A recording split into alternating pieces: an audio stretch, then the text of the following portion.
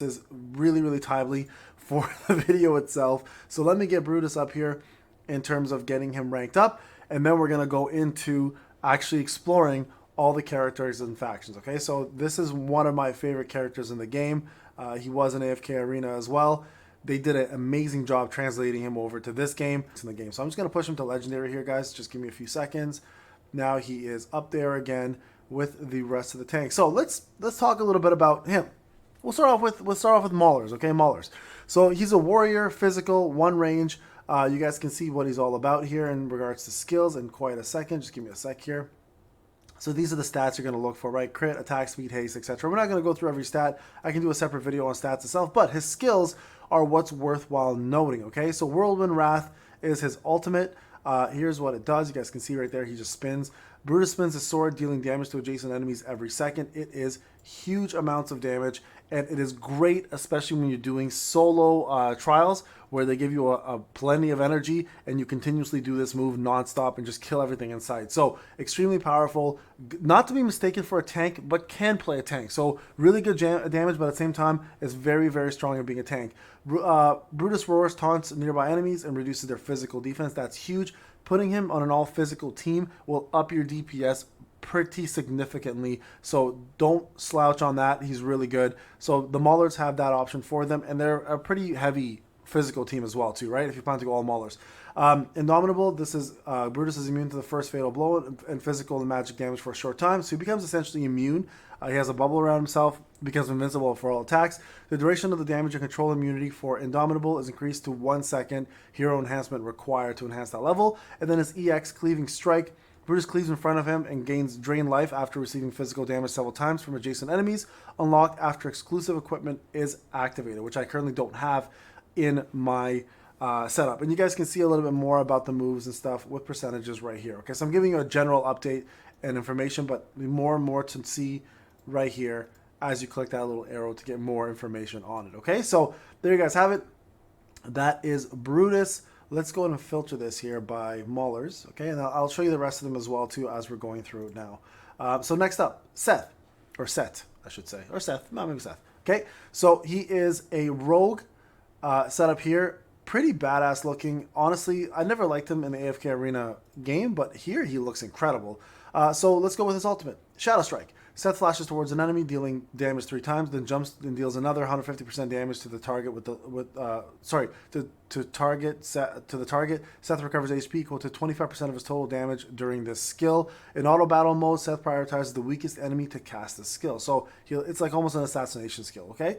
You guys can see here the second one. Seth pounces on the weakest nearby enemies and deals damage. The target's physical defense is reduced by an extra 15% for each stack of Bloodlust. If Seth casts Beatdown with Bloodlust carried, the effect lasts for 6 seconds. Okay, and then Hunter Instinct. Seth gains stats bonuses when the HP is low on an opponent. So you guys can see what this kind of means here. When enemy first falls below 33%, up to 3 stacks. Each stack permanently increases his haste by 10 and life drain by 7. Seth gains 25% physical and magic defense when he first triggers Bloodlust. Okay, so pretty important skill here. And then lastly, this is his exclusive weapon. When a non-summoned enemy is defeated, Seth immediately resets the cooldown of Beatdown and recovers 200 energy. Unlocks after the exclusive weapon is intact. So you guys can see here, pretty powerful rogue, and it only starts off as an elite, so you can get it fairly early. Moving over to one of the premier elite range units, Odie. I think a pretty fun unit. Looks pretty badass. It's a hyena. Can't go wrong with that, honestly. So right here, you guys can see here, he's a Mauler, marksman, does magic, and ranged. And keep a note, magic and physical does make a big difference. So knowing the two and what they're all about is a pretty significant part of the game. So make sure you pay attention to that, okay? So his special, Odie fires a corrosive dart, dealing 150% damage and dart poison to an enemy. The poison target will receive 30% damage every second until defeated. Dart poison cannot be dispelled. So pretty big. Odie launches 3 attacks in succession, dealing 60% damage. Odie launches normal attack to the nearest poison target in priority. If the normal attack hits a poison enemy, the base damage of the target's dart poison is permanently increased by 25%, up to 20 stacks. Pretty nuts. And now here, Odie immediately defeats poisons enemies when their HP falls below a certain limit, which is equal to 5.2 times of the base damage dealt by dart poison per second. Each time a poison enemy hero is defeated, the limit is increased to 0.5 times of the base damage dealt by dart poison per second up to 2 times. So you guys can see here, these characters who are only elites are nothing to scoff at. They're pretty crazy. Okay, moving over to Saturana. She is a mage, magic damage of course, and a belly dancer. So enjoy that. Okay, so Saturana does the fiery dance, dealing 240% magic damage to surrounding enemies within 2 tiles. She is invincible during this effect. So there you go. That's pretty much it. Just straight DPS. Saturana scratches enemies in 1 tile arc, each dealing 110% damage plus 2.5% target max HP. The additional damage cannot exceed 75% of Saturana's attack. The damage dealt by this skill grants her 100 life drain. So pretty good against bosses actually, because they have such high HP. This is something you want to use there. All right. Saturana grants sparks to allies within 2 tiles when battle starts. When Saturana or allies with sparks deal damage to an enemy for 3 times, the target is ignited, taking damage equal to 0.8% of max HP every 1 second, reducing their vitality by 20. This skill cannot exceed 45% of her attack and lasts until the battle ends. So again, very good damage dealer for bosses. When enemy is ignited, the magic damage taken by Saturana is reduced by 16% until the end of battle. She gains this effect to nearby allies when 1 or more hero is ignited. So this also helps your allies as well. So there you guys go, support. Now moving over to Krueger. He is a warrior. Okay, as you guys can tell here, so far no tanks. There is a brand new character that came out recently, and she is a tank. She's actually coming up next. So their only tank I think that they currently have in the game for Mauler. So okay, so Krueger launches a slash to knock down an enemy for 1.5%, dealing 450% damage and inflicting them with 3 stacks of shatter armor.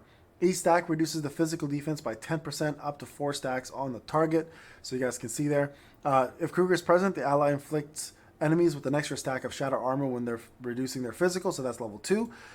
This one over here, Krueger slashes an enemy, dealing 240% damage and inflicts them with shatter armor. So you guys can tell here, really good part with Brutus here, because they do physical defense down and then the shatter armor on top of that, making your physical damage dealers do a lot more damage. Krueger launches a powerful attack to the adjacent enemies who are not vulnerable with shatter armor lower than 4 stacks, dealing 400 damage and inflicting vulnerability. For vulnerability enemies, their physical damage taken is increased by 40%, and 40% of the damage is transformed to Krueger's HP. So may not be a tank by class, but definitely can play a tank by skill base.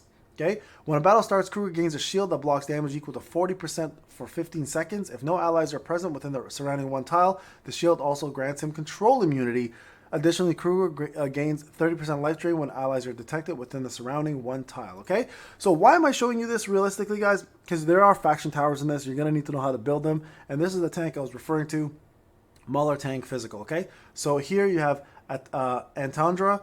Antandra here has a couple different skills. Sets her shield up and taunts enemies within 2 tiles, reducing her damage taken by 60% and gains control immunity for 5 seconds. Afterwards, she raises the shield to stun adjacent enemies for 2 seconds and swings the spear, dealing 400% damage to adjacent enemies and knocking them down, healing 20% of her max HP. Each enemy hit recovers 8% of her max HP. This is an elite unit, by the way, guys. What a crazy skill for a tank. Antandra selects the frontmost allies except herself as the guarded ally when a battle starts. Antandra grants herself the guarded ally shields that block damage equal to 15% of the ally's max HP, and the shield value is up to 500 of her attack. Antandra reselects another frontmost ally except herself as the guarded ally if the previous one is defeated. So pretty much, honestly, the ultimate tank when it comes down to skills. Antandra attacks the frontal area within 1 tile arc 3 times and reduces the target's attack by 20% for 6 seconds, with the first 2 hits dealing 100% damage and the 3rd hit dealing 120%. And then if you can get her Gale Barrier, rushes next to the guarded ally when their HP drops below 50% for the first time, reducing their damage taken by 40% for 10 seconds. This skill can only be used once for each guarded ally per battle. Yeah, a lot to do. So we're going to probably do 1 of these a day, guys. Now, let's see if I've missed anyone else. We're going to start with Maulers. I'll probably stop there because the video will be incredibly long if I do all of them, but I did want to show you guys at least some of them. I think there's 1 or 2 more characters that the Maulers have. If I go to Noble Tavern, we can kind of take a look here. So if I click on this, sorry, not here. Oh, let me go back. Here. I mean, there's a wish list in the other one as well. I could have done that there too. But here, if we click here, you guys can see a couple more Maulers on the list here. There's 3 that I don't own. So here's another tank here. I'm going to just show you him, Lamont. A courageous tank whose skill is to absorb damage in melee. So his ultimate is Lamont charges towards an enemy in line, dealing damage, knocking them back towards a charged destination. Lamont gains a shield. The more enemies nearby, the higher the value of the shield. Lamont stomps the ground to deal AoE damage. And then exclusive weapon is Lamont initiates enraged attack after receiving a certain amount of damage, dealing damage to enemies within the area and decreasing their attack. So if you don't have Lamont, Entendre is a great replacement, and she honestly is no slouch. Okay, moving over to Smokey and Murky, support magic. So here you have a healer. Smokey and Murky create an aroma and provide continuous healing, actively using the skills to level up. Skills levels up the aroma. You want to actually get Smokey and Murky. They're very important for this team. Smokey and Murky increase the attack of all allies with the aroma and recover energy. Smokey and Murky heal allies with the aroma. Smokey and Murky gain improved aroma 3, dealing more damage to enemies. So this is going to be your go-to healer for that group. So you absolutely want to go for that. And then lastly, we have Shakir, which is a rogue physical. So the upgrade version of Seth, essentially. Shakir transforms into a wolf with powerful combat abilities. Shakir launches 3 consecutive strikes, dealing AoE damage while in wolf form. Gains range, defense, and life drain while in wolf form. And then lastly, Shakir can morph into wolf in advance. Okay, so a lot of different cool things going on with this character. I don't have them, so I can't show you them, but there is your Maulers, guys. So the group is extremely powerful, super cool. If you like beast groups, you want to go for this group. They have everything you need, from amazing tanks to great DPS, good rogues. Probably their weakest aspect is their mage, because they only have one, but they are more physical based, and if you are looking more for a physical team, the Maulers are probably one of the best in the game. There you guys go. That's one class done with one faction done. Sorry, one faction done with all the classes in it. We'll go ahead and do the next set tomorrow, and I'm going to continue going through each one so you guys understand who you want to use and who looks best to you and why you want to use them. Okay, so this is Payne. I'll see you guys in the next one. Take care.